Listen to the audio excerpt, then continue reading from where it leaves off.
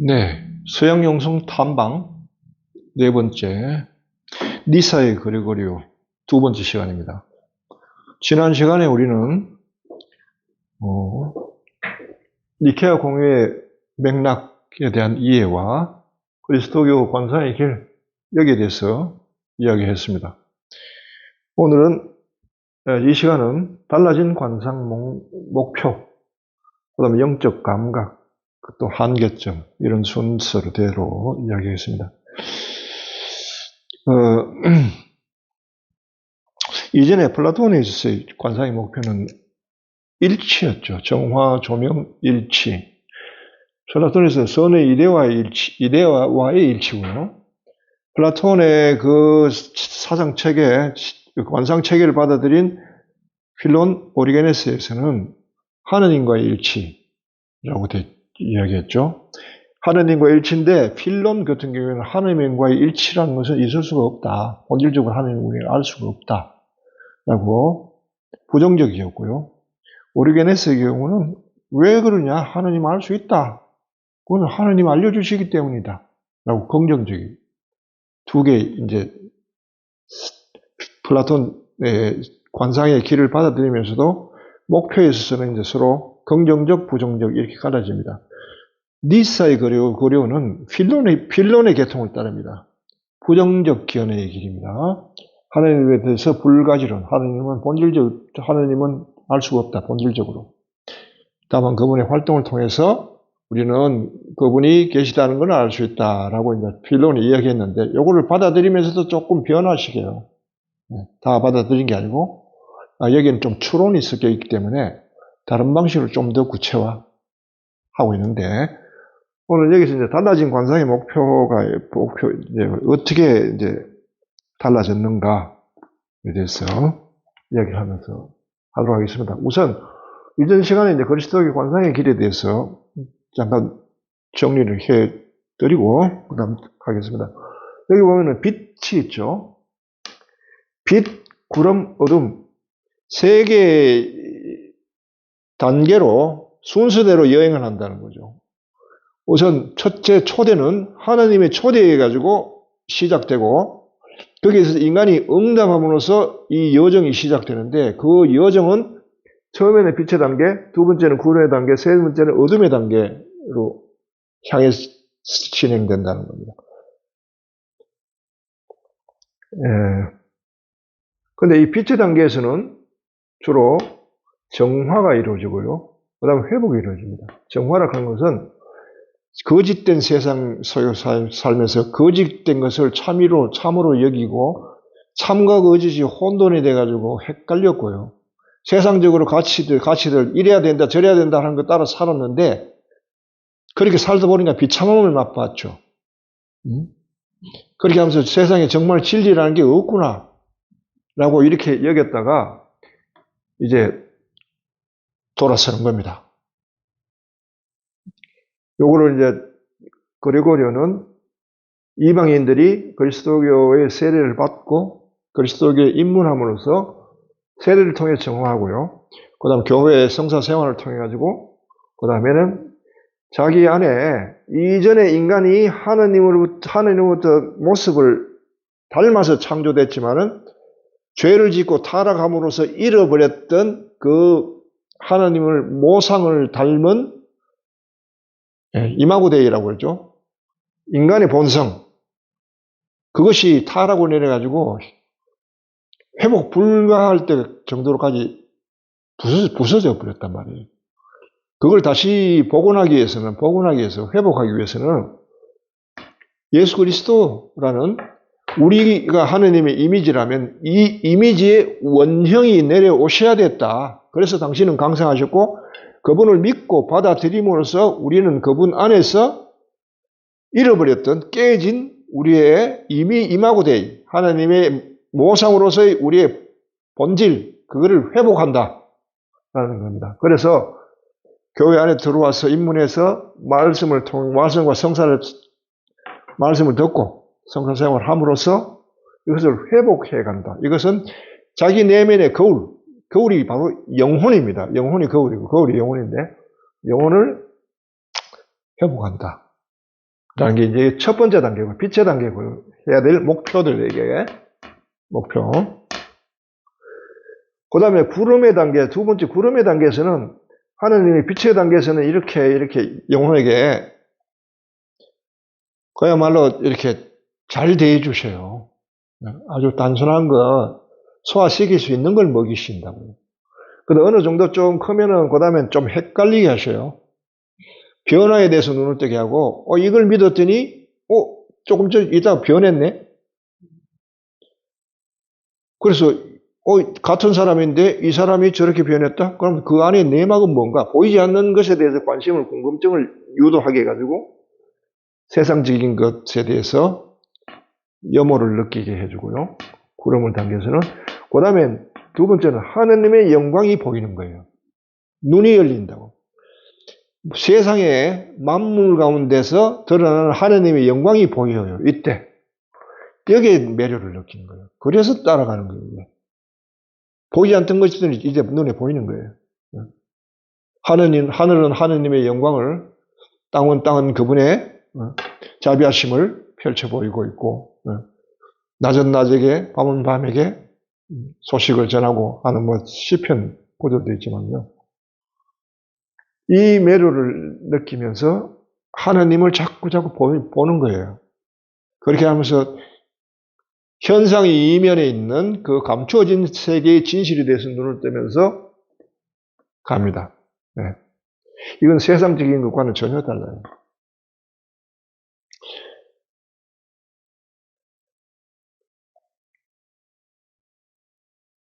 가령 이렇게 예를 들면 영어까지는 아닌데 세상의 것의 지식은 이런 겁니다. 가령 해와 달,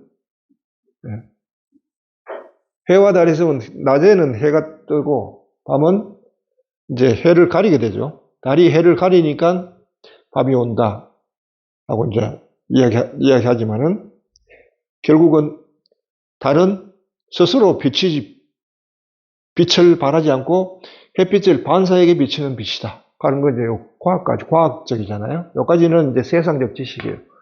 매료는 어떤 거냐 하면 해는 하나님을 상징하고 달은 영혼을 상징한다. 하나님을 향해서 아주 깨끗하게 된 영혼. 인간은 스스로 빛을 내지는 못해요. 예. 그렇지만은 하느님의 영광을 반영할 수는 있다고요. 어떤 사람은 보름달만큼의 빛을 발하고요. 보름달만큼 빛을 반영하면 세상을 그만큼 밝게 해주죠. 어떤 사람은 초성달만큼, 어떤 사람은 금음달만큼, 어떤 사람은 아예 금음인 경우도 있죠. 달이 없는 경우도.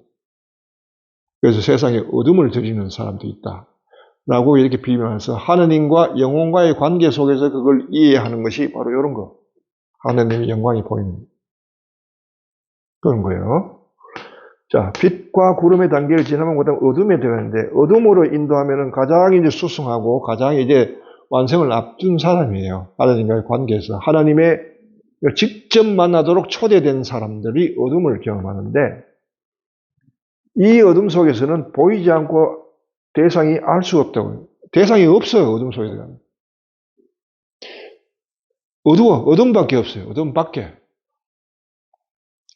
그 다음에 보이지도 않고 알 수도 없어. 그 속에서 마치 비밀의 방 속에 갇힌 듯이 고독 속에 갇히게 됩니다. 그리고 여기 있는 지식은 이제까지 알려진 바가 없고 우리에게는 완전히 차단된 지식이에요. 자, 이렇게 되는데 궁극적으로 이제 보면은 세 번째 단계에서 여기 단계에서 목표는 보이지 않고 알 수 없는 어둠으로 우리와는 어디서나 차단되어 있는 지식, 이게 우리가 추구해야 될 목표라는 거예요. 그러면서 하느님은 절대 알 수 없는 분이다. 알 수 없기 때문에 어둠이에요. 하느님을 대하고 지금 대면하고 있어요. 왜냐하면 하느님 이외에 아무 대상이 없기 때문에. 그런데 하느님을 대면하는데 하느님 자체가 어둠이란 말이죠. 그래서 하느님은 절대 알 수 없다. 그래서 영혼은 계속 그럼에도 불구하고 영혼 속에는 하나님을 향한 갈망이 있다는 거예요. 갈망하는데 갈망하면서 하나님을 찾게 되는데 그리고는 이렇게 얘기해요. 그렇게 하는 그 영혼 자체가 하나님 보시기에 기특하지 않느냐는 거예요. 아무것도 없는데도 하나님을 갈망하면서 그렇게. 가령 어떤 여인이 있는데 어떤 젊은이가 와서 그렇게 갈망하면서 그 여인에게 사랑을 얻기 위해서 그렇게 한다고 합시다. 근데 그 사람에게 주는 것은 아무것도 없어. 주어지는 거. 그럼에도 불구하고 매일 와서 그렇게 정성껏 세레나다를 부르고 갈망을 한다면 여인이 보기에 기특해 보이죠. 아무래도 자기 자신을 그렇게 이렇게 좋다고 다가가는데 물론 뭐 어떤 사람은 귀찮기도 하겠지만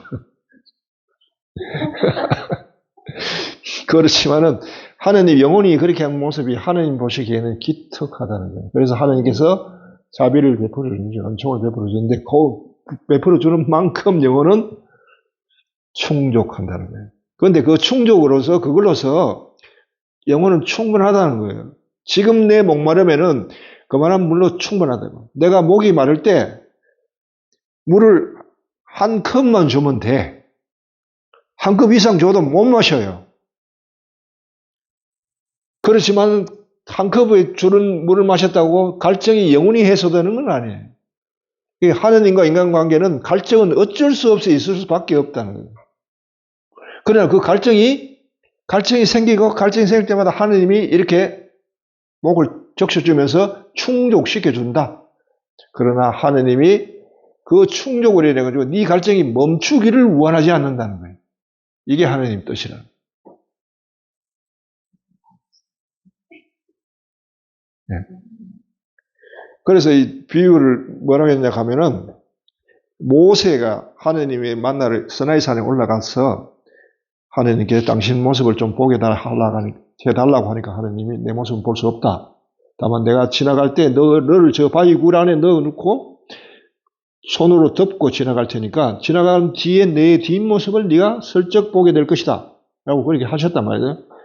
그것에 빗대어서 이렇게 이야기합니다. 하느님의 목소리는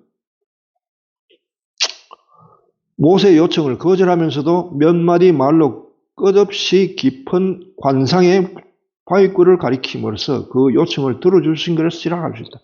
이 바위굴이 끝없이 깊은 관상의 바위굴이라는 거예요. 끝이 없다는 거예요. 이 관상은 하나님을 관상하는 것은 하나님을 다 관상할 수는 없잖아요. 왜? 하나님은 무한한 분이시니까 무한에 대해서 관상을 할 수가 없단 말이에요. 그러면서 이렇게 얘기합니다. 무한한 본질에는 한계가 있을 수 없으며 무한한 것은 본질적으로 이해가 될 수 없다. 또한 위를 향하여 우리를 이끌어주는 아름다움에 대한 갖가지 갈망은 영혼이 상승하면서 더 강해진다는 거예요. 여기서는 하느님은 무한하시기 때문에 하느님을 다 관상할 수는 없어요. 그러니까 관상이 끝이 없어. 그러나 관상을 계속 가면 갈수록 갈증이 충족돼서 갈증이 약화되는 게 아니고 더 강화된다. 이걸 어떻게 이해해야 되는 거예요? 어떻게? 그러니까 충족될 수도 없는데 계속 그래서 영혼은 하나님과 함께 갈 수밖에 없는 존재. 이거 함께 간다는 이게 영성이 나오는데 여기서요. 에펙타시스라고 해요. 이를 이제 에펙타시스.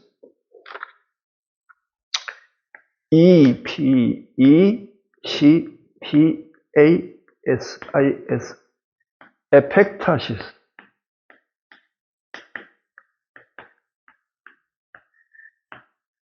요거는 이제 니사이 고리고리가 한 얘기는 아니에요. 사후에 이제 다니엘 루라는 신학자가 보신데 영혼은 함께 병행한다는 거예요. 함께 간다. 함께 간다는 말은 함께 간다는 말이면서도 함께 일치한다는 이런 말은 없죠. 일치라는 게 있을 수가 없다는 거예요. 무한과 일치가. 예? 예. 인간은 하나님과 함께 가면서 지가 받아들일 만큼 받아들이는데 그걸로 충분하다는 거예요. 예. 그러니까 내가 목마르면은 컵에 물 하나는 돼. 바가지 한 바가지 준다 해가지고 내 목마른 다음에 남는 물은 계속 마시라 하면 고통이죠, 그게. 그 내가 받아들일 만큼만 충분하다는 거예요, 하느님이. 이거는 굉장히 실용적일 뿐 말고 맞는 말이에요. 인간이 하느님의 본질을 자꾸 추구한다? 인간한테 하느님의 본질에 대해서 질문이 있을까? 정말 하느님의 본질을 인간이 궁금해할까? 하느님에 대한 본질에 대한 목마름이 있어야 되는데 인간한테 그런 게 있나? 인간이 하느님이 필요한 만큼 인간은 알고 싶어 할 뿐이지. 그 자기의 목마른 만큼 채워주고 충분한 거예요. 배고픈 놈 먹여주고 목마른 놈 물 마시게 해주면 그 다음에는 물 안 찾고 음식 안 찾는 거예요. 그게 인간이 그런 거예요. 그러니까 함께 간다는 거예요. 근데 이 함께 간다는 게 어디 보면 굉장히 자유스러워요. 하느님과 같이 묶여서 같이 간다? 그럼 하느님 페이스에 우리를 맞춰야 되는데 평생을 선하게 산다? 가능하나요? 인간이? 그 고통스러워요. 안 가능해요. 좀 자유스럽고 싶어. 아무리 사랑하는 사람끼리 서로 사랑해 결혼한다 해도 둘 간에 좀 자유가 있어야 될 거 아니에요. 너 결혼했으니까 나랑 딱 붙어서 있어? 절대 옆에 한눈 팔지 마. 오직 나만 봐야 돼. 옆에 보지 마. 말에 이것이 오듯이 이렇게 해가지고 무조건 앞으로 보고 나만 봐. 그거는 자유가 아니죠. 고통스럽죠. 강아지와 사람이 산책을 가면은 사람이 가는 식으로만 끌고 가면 강아지가 힘들어해요. 개는 나와서 이 냄새, 저 냄새, 여기 코대고 저기 코대고 왔다 갔다 하면서 이러면서 만족을 구하면서 가야 돼. 그런데 그동안 사람은 기다려야 돼요. 강아지가 따라올 때까지. 강아지를 위해 산책하면서 사람이 귀찮아가지고 강아지를 그냥 사람 산책하듯이 끌고 다니면 강아지는 산책한 게 아무것도 없는 거예요. 이런 판이 난단 말이에요. 하나님과 인간이 가면은. 그러니까 에펙타시스란 말이 굉장히 실용적이죠. 사실은 그렇죠. 설명하기에는. 바로 이런 길을 이제 제시하면서 모색했다는 거예요. 결국 궁극적으로 우리의 목표하는 것은 하나님과 함께 간다. 서로가 자유롭다는 거예요. 그렇지만 한 방향으로 함께 가는 거예요. 서로가 자유롭고 놔주지만은 때로는 함께, 때로는 따로. 그러면서 인간이 하나님에 대한 갈증을 느낄 때 하나님은 인간이 받아들일 만큼 충족시켜주지만은 그러나 그 갈증이 영원히 해소되지는 않는다. 왜? 하나님이 무한하시기 때문에. 이런 목표로 세우고, 예. 관사의 목표를 이렇게 정하는 겁니다. 그러면서 한편으로는 이렇게 이야기합니다. 하나님의 본질에 대해서 아까 질문했죠. 하나님의 본질은 알 수 없는 분. 하나님은 본질로는 알 수 없는 분. 당신의 활동을 통해서 우리에게 스스로 알려줄 때 우리가 그만큼 안다. 이게 필론의 말이거든. 그런데 그리고리오는 여기에 대해서 이의를 제기하는 거예요. 그런데 그 말에는 좀 추론의 여지가 있지 않느냐.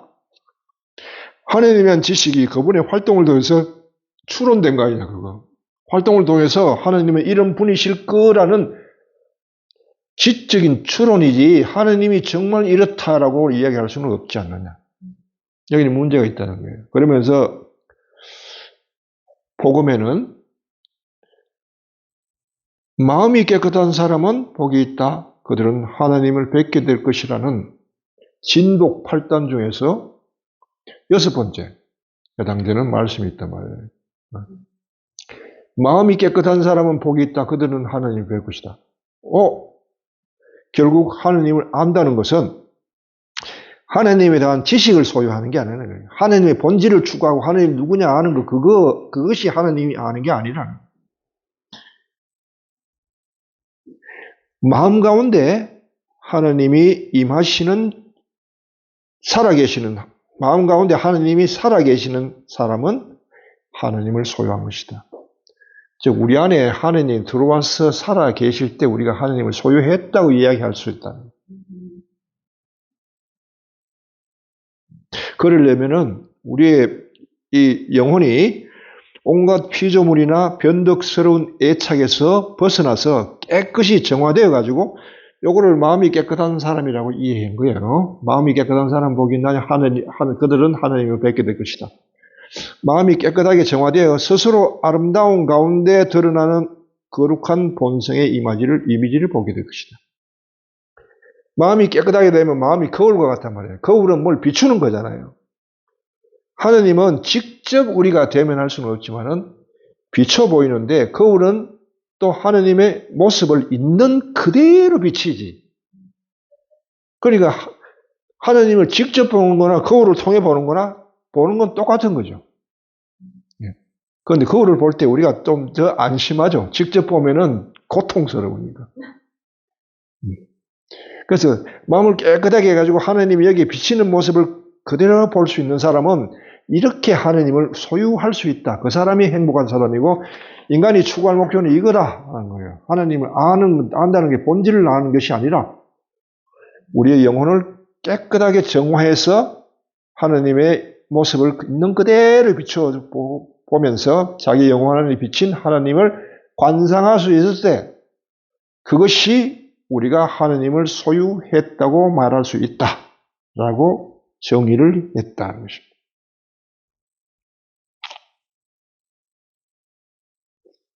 자, 이렇게 하면서 보니까 그 다음에 이제 덕이라는 이야기 있었는데 덕, 여러분 때 완덕 이런 말 많이 들었죠. 완덕의 길. 아벨라의 데레스의 완덕의 길이라는 책이 있잖아요. 덕이란 말이 나오는데 덕을 뭘 덕이라고 하느냐? 여기서 그리스도께서 덕이라는 것은 뭐냐? 영혼이 깨끗하게 정화되어 가지고 하나님의 모습을 닮아가는 정도, 이걸 덕이라고 합니다. 덕은 영혼이 정화되어 가지고 깨끗해져 가지고 하나님을 닮아가는 정도, 요걸 덕이라고 했대요. 그래, 덕이 크냐 적으냐에 따라서 하나님을 닮아가는 모습의 정도가 달라지겠죠. 이걸 덕이라고 하는데 우리가 뭐 윤리를 통해서 이렇게 덕을 쌓고 이런 덕하고는 다릅니다. 보통 뭐랄까 이건 뭐 하나의 기억이라고 할까요? 기억. 왜냐하면 영적인 것은 기억이 안 되는데 자꾸 반복해서 하나님께 다가가고 가다 보면은 그게 나도 모르게 그게 딱 기억이 돼요. 영은 기억이 없어요. 우리가 영이 왜? 영은 경험해 본 적이 없기 때문에. 근데 자꾸 하나님께 다가가고 하다 보면은 딱 잡혀요. 내가 전에 형광등 켜기 이야기했죠. 하나님께 초점을 맞추고 자꾸 의식을 고정하다 보면은 어느 순간인가나 탁 하면은 그것이 딱 써요. 예. 기억이 그걸 낸단 말이에요. 왜? 이전에 축적된 경험을 통해 가지고 딱 이런 걸 덕이라고 할 수 있어요. 예. 차후에 이제 조금 이제 영혼이라 하니까 영혼이라 깨끗하게 닦고 뭐 하니까 윤리 뭐 이렇게 나가는데 윤리적인 것을 우리가 해석하는 건 좀 달라요. 특히 이제 여기 보면은 오리게네스 같은 사람도 윤리에 대해서는 금방 건너갔어요. 윤리적인 덕은 뭐랄까요? 좀 육적인, 세욕적인 이런 것에 대해서 이야기를 많이 했고 또 플로티누스 같은 경우에도 윤리 그거 너무 강조하지 마라. 그러다가는 틀에 사로잡힌다. 인간의 윤리 그거 믿을 게 못 된다고 이야기합니다. 실제로. 여하튼 덕을 통해 가지고 덕의 정도에 따라서 하나님의 반영하는 정도, 영혼이 깨끗하게 닦여서 하나님을 반영하는 정도를 덕이라고 한다. 라고 이해하면 됩니다. 자, 그래서 이제 여기서 비로소 이제 다섯 번째, 네 번째 영적 감각에 대해서 이제 좀 이야기합시다. 덕이 쌓이면은 하나님의 현존감을 반영하잖아요. 현존감을 반영하다 보면은 보이지 않는 분에 대해서 감이 생겨요. 현존감이라는 게 있어요. 이게 중요합니다. 이게 굉장히 크리스천적이고 감각적으로 잡힌다는 거예요. 이게 오리게네스에서 이미 영적 감각에 대해서 오리게네스 이미 이야기했죠. 봅시다.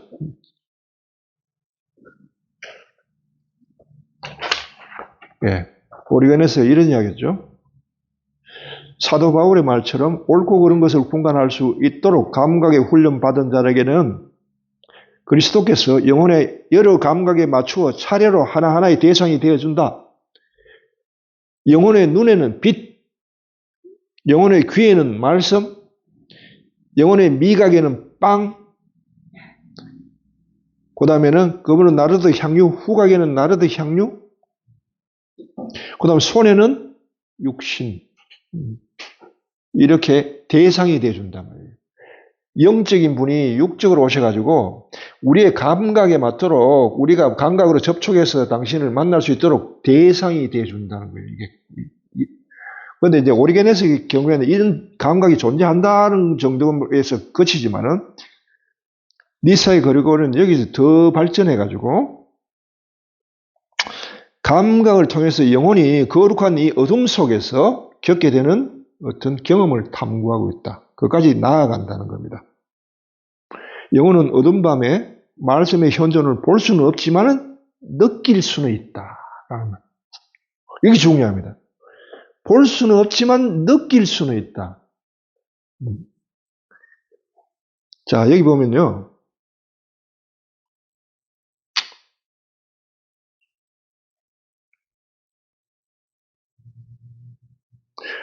영혼은 사랑하는 님의 말소리를 듣고 밖으로 나가 님을 찾아 헤매지만 끝내 찾지 못한다. 이게 이제 아가서에 나오죠. 대부분이.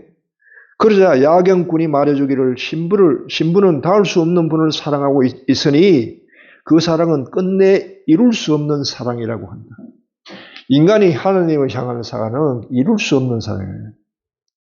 닿을 수가 없어요. 왜냐? 무한하시기 때문에. 닿을 수가 없고 그분은 완전히 내가 소유할 수가 없어요. 그러니까 이룰 수 없는 사랑이죠. 그리하여 신부는 소망이 꺾이고 상처를 받고 지쳐버린다. 그러나 소망에 대한 참된 만족이란 소망하는 곳으로 한 단계씩 오를 때마다 언제나 초월자를 향하여 더 높이 오르려는 더욱 강렬한 소망이 자기 속에서 샘솟아 오르는 것을 깨달았을 때 당신에 다가가면 다가갈수록 더 강렬하게 샘솟는다는, 보고 싶은 갈증이 더 샘솟는다. 끊임없이 찾기를 계속해 나아가 상승하기를 멈추지 않는 데 있다는 사실을 알게 될 때 신부는 슬픔의 너울을 벗어버리게 된다. 인간의 이 불행한 조건을 그렇구나 하고 인정할 때 비로소 슬픔이 사라진다는 거예요. 그렇구나. 이렇게 이제 따라가는데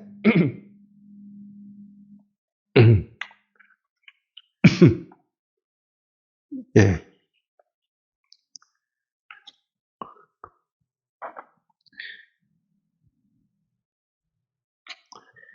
이렇게 당신은 보이지 않는 본성으로, 보이지 않는 모습으로 감추어 계신다는 거예요. 어둠 속에서. 당신은 보이지 않는 본성으로 모습을 감추고 계시며 손에 확실히 잡히지는 않으면서도 영혼으로 하여금 당신께서 현존하여 계시다는 감각만은 느끼게 해 주시기 때문입니다. 그럼에도 불구하고 이 사랑을 인간이 거치지 못하고 계속 따라가는 것은 당신에 대한 감각이 내가 있다는 사실, 어둠 속에서도 있다는 사실을 느끼게 해준다는 말이죠. 그래서 영혼은 어두운 밤에 말씀의 현존을 볼 수는 없지만 느낄 수는 있다. 이게 이제 현존감이고, 우리가 하나님께 우리가 초점을 다할 때 무로 현존하시는 하나님, 우리에게 닿을 수가 없다. 인식이 닿을 수가 없는 인식의 범주를 넘어서 계시지만은 우리가 그분께 향할 때 우리 의식이 그분께 딱 꽂혀가지고 고정될 수 있는 것은 왜 그러냐? 당신을 느낄 수 있게 돼요. 당신이 어떤 분이신지는 모르지만 당신이 있다는 사실만은 부정할 수가 없다는 거예요. 그래서 의식을 당신께 고정하려고 하면은 고정이 될 뿐만 아니고 당신이 항상 현재시기 때문에 늘 한결같은 분이시기 때문에 불변 이렇단 말이에요. 그러니까 의식이 당신을 향할 때 이 의식이 흔들리지 않는다. 언제 어디서나 항상 당신을 할 때 의식은 딱 고정돼요. 이걸 내가 뭐라고 해요? 스위치라고 해요. 이 습관을 만들어 놓으라고. 하나님께 자꾸 향하도록 해가지고 이것이 몸에 배도록 덕이 되도록 하라. 니세 그리고리에 의하면 덕이 되도록 하라. 그렇게 해놓으면은 언제 어디든지 하나님께 향하면은 여러분들은 이 자세가 인텐션이 하나님께 딱 고정돼 버려요. 그리고 흔들림이 없죠. 그 다음에는 뭘 느끼느냐? 계속 그렇다 고정된다고 해가지고 당신에서 아는 게 일어나는 건 아니에요. 그냥 계속 그러고 있으면서 당신을 향해서 끊임없는 사랑을 건너고 인간의 입장에서요. 사랑을 건너는 것은 이건 좋은 겁니다. 여러분들이. 사랑하는 것이 사랑받는 것이 좋다는 거죠. 사랑하는 만큼 사랑만 주는 게 아니고요. 사랑하면은 사랑에 딸려서 나도 그까지 걸로 가거든요. 그래서 우리가 명상을 할 때 하나님께 고정을 하고 그 다음에는 끊임없이 당신께 사랑을 나의 소망, 생각, 감정, 의지 건너가게 하는 겁니다. 이걸 성 이냐시오는 수십 배라는 기도를 했죠.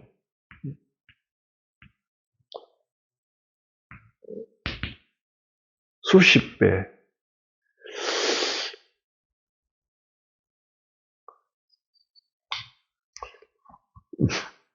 단어가 생각이 안 나네요. SUCIP인지 수십 배. 여러분들 잘 알죠? 주여 나를 받으소서. 노래 있잖아요. 성가. 바로 그 기도예요. 주여 나를 받으소서. 모든 것은 당신께서 나에게 주셨으니까 나에게 가진 나의 의지와 나의 생각과 나의 마음과 나의 모든 것을 당신께 도로 드립니다. 이거 양아 빠진 소리입니다. 사실은. 드린다는 말은 당신께 드린다는 말은 나도 당신 곁에 가겠다는 뜻이에요. 그렇게 해보세요. 그렇게 됩니다. 그래서 하나님에게 나를 딱 닻을 내리게 하는 거죠. 고정을 시키는. 명상 때 굉장히 중요한 겁니다. 이게 안 되면은 어둠 속에서 영혼이 헤맵니다. 근데 이걸 딱 해놓으면은 어둠 속에 있으면서도 흔들림이 없죠. 이렇게 딱 고정이 되죠. 고정이 되면은 마음마저도 그렇게 건너가서 딱 고정이 되면은 뭐가 느껴지느냐 하면 그때 현존감이 느껴집니다. 어둠에 대해서 감이 생긴다. 현존감이 생기는데 하나님의 현존, 있음에 대한 감이 딱 생기는 순간 이미 어둠은 어둠이 아니게 됩니다. 밤으로 변해버려요. 밤으로. 이렇게 밤이 변한 밤을 뭐라고 그랬냐면은 니사의 그리고는 감미롭다 그래서 감미로운 밤. 어둠 속에서 하나님을 경험하는 영혼이 하나님에 대한 경험, 그것을 감미로운 경험이다. 어둠이 밤이 된 체험이에요. 어둠이 밤. 태초에 하나님께서 땅도 비고 어둠이 10년을 깔고 있을 때 빛이 생겨라 하시니까 빛이 생겼다. 그래서 그 다음에 하나님이 빛을 낮이라 어둠을 밤이라 하셨다. 이렇게 할 때 이 어둠이 밤이 된 사건. 빛은 뭐예요? 빛은 현존감에 눈 뜨는 게 빛입니다. 현존감이 눈 뜨면 어둠은 사라질 겁니다. 이 어둠은 다시는 경험할 수 없는 어둠입니다. 현존감이 생겨버렸기 때문에. 그리고 어둠은 밤이 돼서 감미로운 어둠입니다. 비록 어둠 속에서 살고 있지만 우리는 밤 속에 살아갑니다. 하나님의 은총이 비칠 때는 낮이고 또 은총이 가시면은 밤인데 낮과 밤의 반복이지 어둠이 도로 올라와가지고 어둠이 범람하는 법은 없다는 것입니다. 자, 이렇게 해서 이제 니사 그리고에 대해서 이제 이야기했습니다. 현존감에 대해서 좀 더 이야기하면은 현존감은 왜 중요하냐 하면은 바로 임마누엘 예수, 사람의 몸으로 우리 인간의 몸으로 오신 예수 그리스도에 대한 우리 안에 들어오시는 분에 대한 감이에요. 현존감은. 현존은 아버지고 현존감은 예수 그리스도.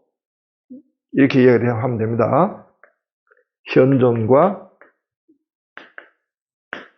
현존감. 현존은 아버지고요. 현존감은 임마누엘 예수, 우리와 함께 계시는 예수.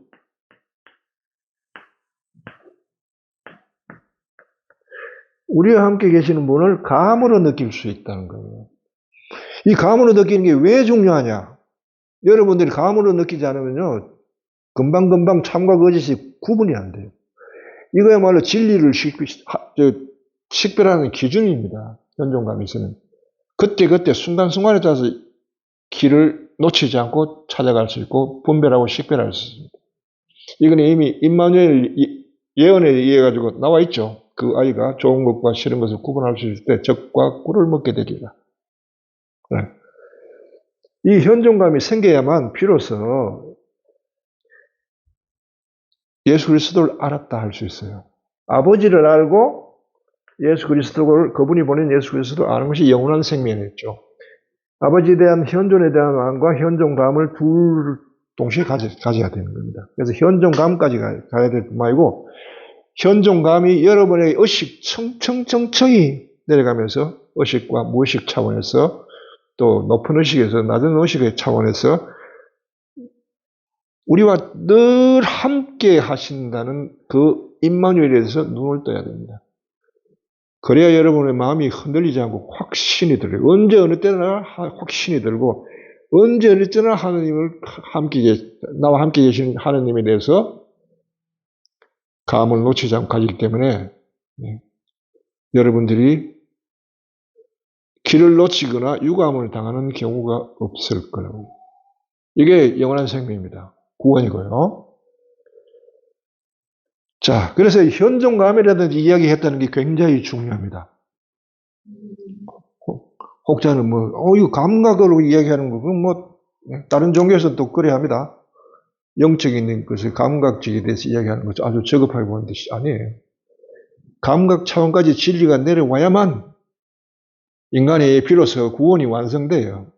여러분은 하늘나라에 가면 구원이 완성된다고 이야기하죠. 그럼 어느 차원에서 완성돼요? 지적인 차원에서 이해만 다 하면 완성이 될까요?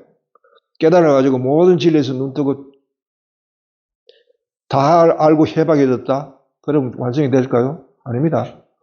완성은 여러분의 감정 차원까지 구원이 되어 완성된다고 할 수 있어요. 여러분들이 요즘 트로트, 경연대회 많잖아요.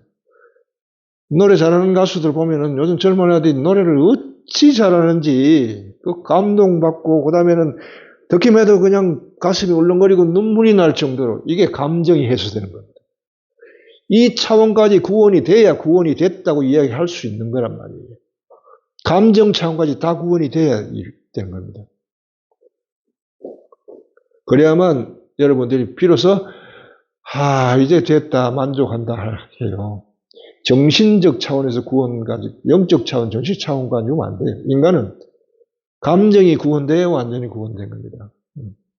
그때까지 내려와가지고 스며든다. 우리의 감각, 감정까지 스며들어가지고 그 안에다가도 완전하게 당신의 기준을 세워주시기 때문에 감정이 흐트러지고 더하고 덜하고 뭐 타락하고 이런 게 없다. 그 차원까지 내려가는 것이 그리스도의 구원관이다 하는 걸 알아들어야 합니다. 자, 이렇게 하고 이제 마지막으로 이제 간단하게 좀 한계점을 좀 보면은 우선은 우리가 이 니사의 그리고리오도 아직도 이 전체 눈을 영혼적 관점에서 바라보고 있다는 거예요. 영혼적 관점이라는 것은요,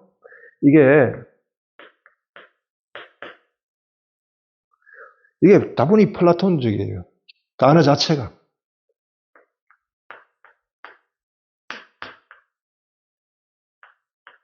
영혼에게, 인간의 영혼을 받아들이면서 하나님의 모상대로 창조됐다는 그 모상과 영혼을 동일시시켰잖아요.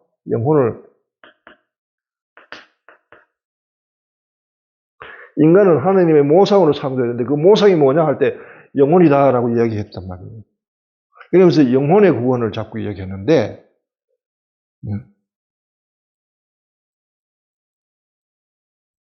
그리스도의 실제기는 영혼이 아니고요. 영혼의 구원이 아니라 영으로 거듭나는 길이에요. 영으로. 그다음에 말씀이 있으면요. 아까 얘기한 대로 말씀, 하나님의 초대죠. 응답은 뭘로 하느냐? 영혼이 하는 게 아니고 믿음이 하는 겁니다. 믿음. 영혼과 믿음은 아까 얘기했듯이 영혼은 깨끗해져야 돼요. 하나님을 반영하도록. 먼저 깨끗해져가지고 하나님을 자기가 반영하도록 해야 되는데 믿음은 깨끗해지는 걸 요구를 하지 않는다는 거예요. 이게. 하나님이 오셔가지고 초대를 하면은 예 하면 되는 거예요. 그걸로 끝나는 거예요.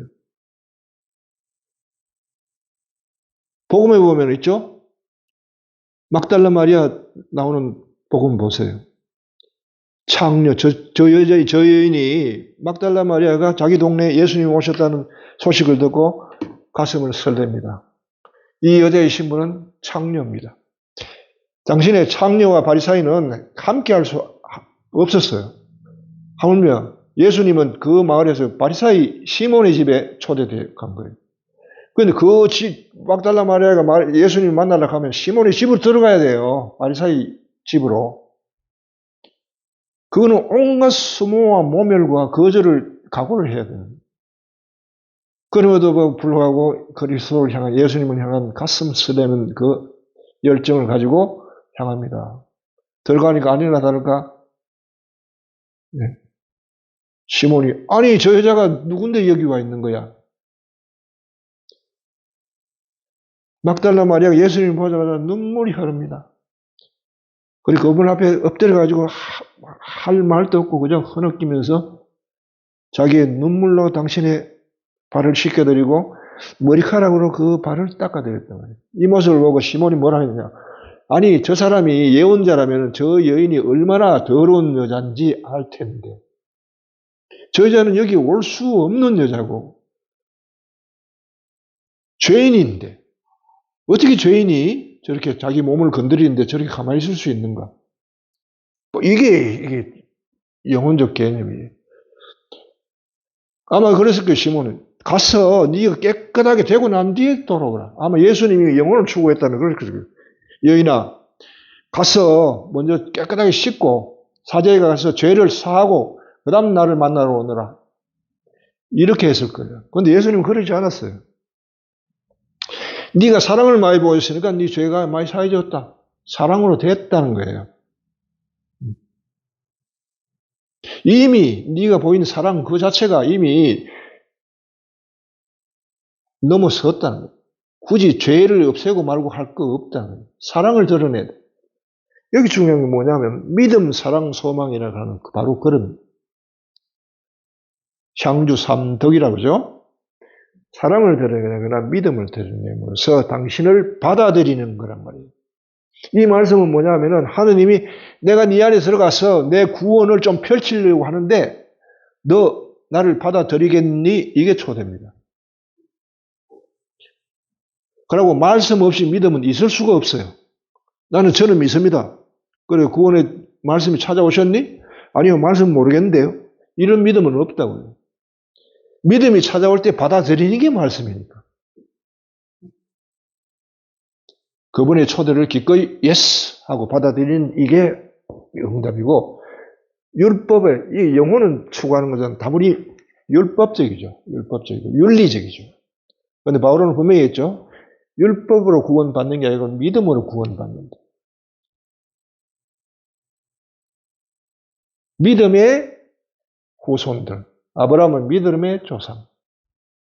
믿음의 길을 자꾸 이야기하는 이유가요. 바로 이 차이에 있는 거예요. 이 영혼을 자꾸 이야기하는 한은 여기서 많이 자꾸 멀어진다는 거예요. 요즘도 아직도 이 영혼에 대해서 이야기할 뿐만 아니고 영혼에 대해서 이렇게 가지고 하죠. 여러분들도 신앙생활 하다 보면 많이 하잖아요. 자기가 깨끗하게 되지 않았다고 미사에 참여해가지고 성체를 안 모시잖아요. 성체를 모시는 겁니까? 성체가 빵과 포도주고 생명의 양식인데 그거 먹으러 가 그걸 안 먹어요. 자기 깨끗하지 않다고. 그 사람 신앙이 있는 거예요. 또 그렇게 가르쳐요. 왜? 뭔가 돼 보이거든 그거. 뭔가 있어 보이고 뭔가 하는 것 같거든. 그거랑 진리랑은 관계없어요. 아버지 집에 가가지고 굶다가 가면은 뭐부터 막 해줘요? 애를 씻기고 먹입니까? 먹이고 씻깁니까? 먹여놓고 그 다음 씻기잖아요. 굶어 죽어가지고 그냥 피골이 상접대가 들어온 놈한테 야 너 가서 씻고 와. 그 다음 먹어. 이런 아버지가 어디 있어요? 전부 다 아버지와 뜻과는 반대로 돌아가는 그게 근본적으로 자꾸 영혼을 강조하니까 문제예요. 영으로 거듭나는 길이지 영혼으로 거듭나는 길이 아니라고요. 오히려 영혼은 영으로 거듭날 때 영혼은 죽음을 경험한다고. 영혼의 죽음.